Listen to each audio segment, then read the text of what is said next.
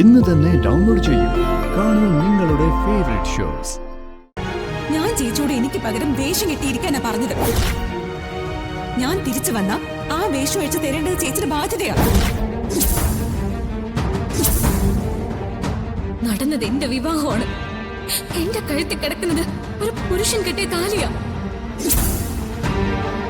കതിർ മണ്ഡപത്തിലേക്ക് പോകുന്നത് വരെ നീ പറഞ്ഞ വേഷം കെട്ടുകാരി ആയിരുന്നു ഞാൻ. പക്ഷെ കഴുത്തിലൊരു താലി വീണതോടെ ഞാൻ അയാളുടെ ഭാര്യയാ. കൂടുതൽ സംസാരിക്കണ്ട. കിട്ടിയ ചാൻസിന് കണിമംഗലത്തെ മരുമകളാകാന്നാണോ കരുതിയിരിക്കുന്നത്?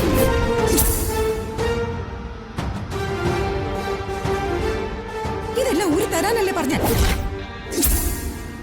കതിർ മണ്ഡപത്തിലേക്ക് കേറില്ലെന്ന് ഇവിടെ കാൽ പിടിച്ച് കരഞ്ഞതാ.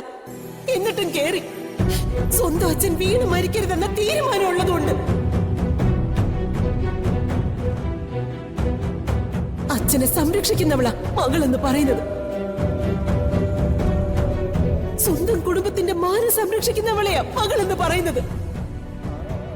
ആ നിലയ്ക്ക് എന്റെ മകൾ ഇവളാ.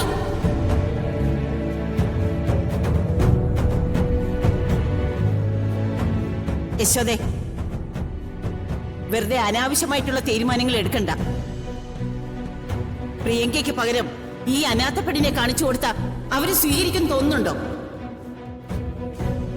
തിരിച്ചറിയുന്ന നിമിഷം ഒരു തെരുവ് പട്ടിയുടെ വില പോലും കൊടുക്കാതെ ഇറക്കി വിടില്ലേ ഇവളെ?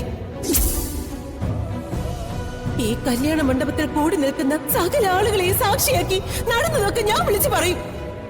എന്റെ ഈ പൊന്നുമോളെ സ്വീകരിക്കാൻ വേണ്ടി കണിമംഗലത്തുള്ളവരുടെ കാല് ഞാൻ പിടിക്കും. എന്നെ കൊന്നാലും അവളുടെ കഴുത്തിൽ നീ താലി അഴിച്ചു മാറ്റാൻ ഞാൻ സമ്മതിക്കില്ല. അതാരും പ്രതീക്ഷിക്കാൻ വേണ്ട. എന്താടി അനുജത്തി കെട്ടം വന്നവനെ പ്രേമിച്ചു തുടങ്ങിയോ നീ?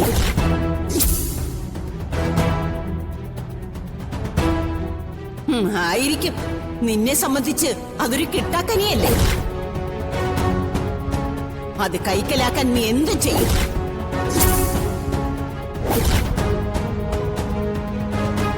നീ നന്ദിയുള്ളവളാണെങ്കിൽ, നിന്നെ വളർത്തിയ ഈ കുടുംബത്തോട് നിനക്ക് സ്നേഹം ഉണ്ടെങ്കിൽ പ്രിയങ്കമോള് പറയുന്നത് അനുസരിക്കല്ലേടി വേണ്ടത്?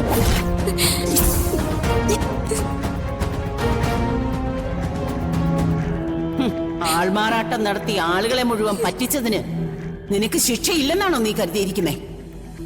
നീയോ നിന്റെ അമ്മയോ കണിമംഗലത്തുകാരോട് ഒരു അക്ഷരം മിണ്ടിയാലുണ്ടല്ലോ, ആ നിമിഷം നിന്റെയൊക്കെ മുന്നിൽ കിടന്ന് ഞാൻ ചാവും. അതിനുള്ള മരുന്ന് ഞാൻ കൈ കരുതിയിട്ടുണ്ട്. എന്റെ മരണം കണ്ടു നിൽക്കാൻ നിന്റെ അച്ഛനാവൂന്ന് നീ കരുതുന്നുണ്ടോ? നീ കൊല്ല്. ഒരാളെയല്ല, ഈ കുടുംബത്തിലെ മുഴുവൻ പേരെയും.